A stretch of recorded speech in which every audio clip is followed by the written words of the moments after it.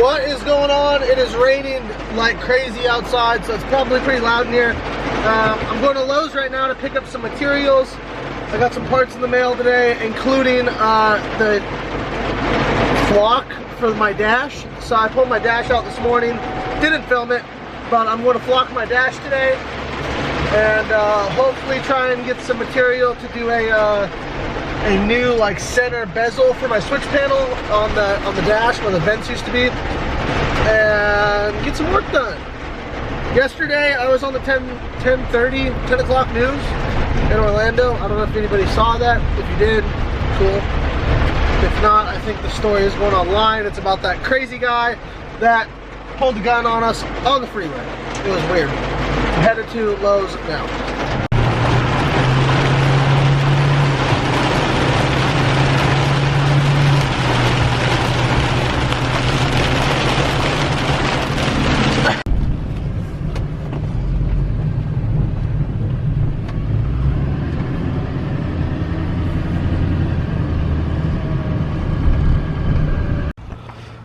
Made it back. I'm going to show you guys what I got.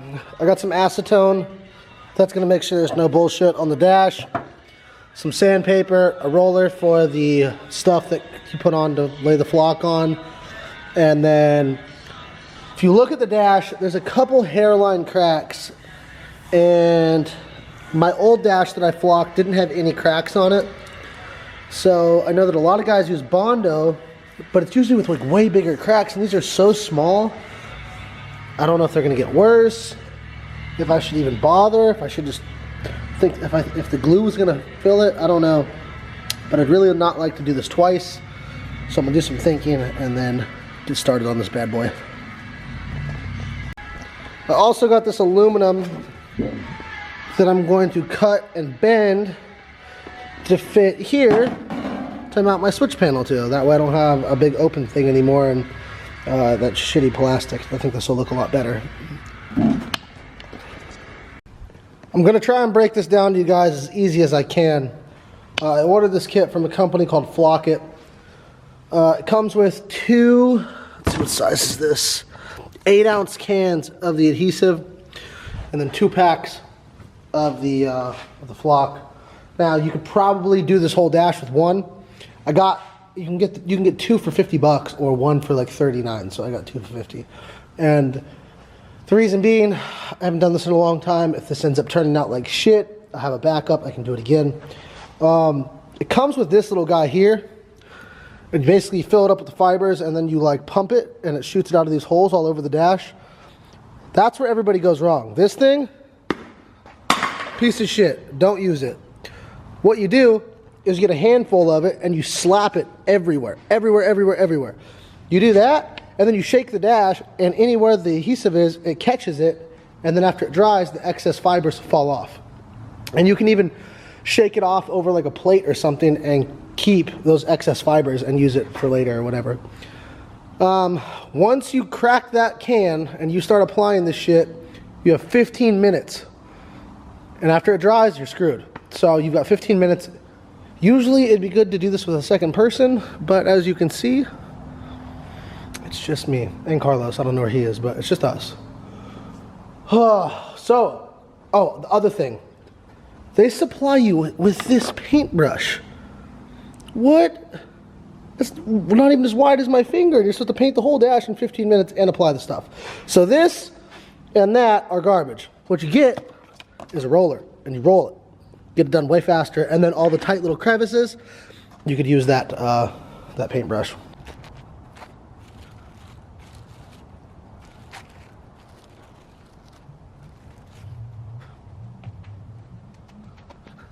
Kind of looked like it was going to rain outside, so I brought the dash inside here, and I haven't shaken it off yet. Got to wait for all the glue to dry, but god damn, it looks cool. Carlos, don't even touch it. Come here. Yes. Who's a good boy? Everybody on the internet loves you. If you guys don't already, follow Carlos on Instagram, at Carlos Quanbeck, my son. But anyways, it looks good. Carlos, don't get drool on it. Once I shake it off, I think we're going to get a way better result. I'm very excited. In the meantime, I can't do that right now because it's drying. So I've started routing this steam port kit. So we have our, there we go, there's one there, one in the back corner, one in the front corner. And it meets all at this block here. And then that back fitting there, that -3, it's gonna run a line off, back behind that firewall, and then up to the top of this expansion tank. And then under here, right here, there's another fitting. We're gonna run that one off to our new water pump and cap that third one with a 10 O-ring fitting, -10 O-ring fitting. So not bad. Looks kind of messy right now. I hate that. I hate clutter. Hopefully this all goes smoothly. Raven's not out here to film, so we're not gonna have a lot of hands-on action footage today, unfortunately, but tomorrow, when she's feeling better, I'll do that. We got the 4 corner hoses attached, and luckily it gives you a little swivel here, so it's pretty easy to set this up and get it in a good spot. Sits pretty flat, a good spot. Now I'm gonna run the other line off of it, around everything, and the way that it comes from Holley, from Earls I should say, but it all comes from Holley. They give it to you without the fitting attached so that you can cut this line and then put your own -3 together. I've done some videos on how to build AN lines in the past. It's pretty easy. I'll talk a little bit about it once I get my length and cut this to where I want it. So now that I've cut the water line to length that goes from the block to the expansion tank, I'm going to put this fitting together. Now, I'm going to try and set this up so I can show you guys. Alright, focus. Maybe. So it comes together like this, right? That's what fitting looks like. Boom. So you unscrew the nut. You're going to feed the tapered part, the smaller part of the taper, the small end of the taper nut on the fitting onto the line. Okay, so when you cut it, you need to use some masking tape to make sure you don't have any crazy fraying and it's able to slide on. Then after you do that, you're going to push it on. You're going to tighten this down. It's going to lock it up. So I'm going to thread this, or I'm going to slide this onto the line. I'm going to show you guys how it works. I'm going to take the tape off now. I've got a decently clean cut, not the best one I've ever done. Then we're going to try and get it nice and down. Okay. So now that we've got it on, we're going to go up to those threads. It's slid on, pretty easy. Grab the other side. Going to push this in. And tighten it up.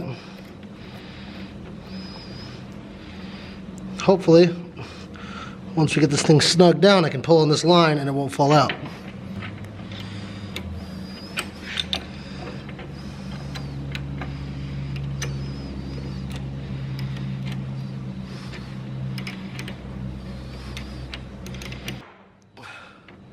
She's good. Drop the wrench. It's good. Check this out. So I had 2 -3 fittings that I had to choose from, right?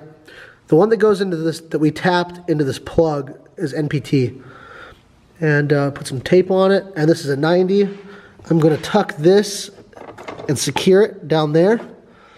It runs behind the fuel lines, up across the firewall. It's going to come under the intake and to the block. So that worked great. I got my -10 ORB plug on the bottom here, which you can't see, but it's there. And then the dash is over here curing.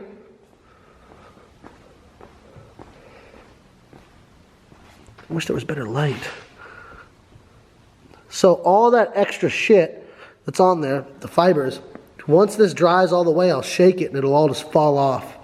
So we'll come out here tomorrow and look at it, and I'm really excited. I'm about to go inside, but tomorrow is mounting the fuel pressure regulator. So I've got to get some riv nuts, and I'm sick of using bolts and nuts on the backside of the firewall. Maybe I will, I don't know. But I'm going to remount this, and then possibly go get a fiberglass kit fixed up these fenders because I really don't want to buy new ones. So that's going to be the plan for tomorrow. Shorter video today, nothing wrong with that though. Still got some stuff done. And Raven's sick, so I'm going to go take care of her. And I'll see you guys tomorrow. Peace.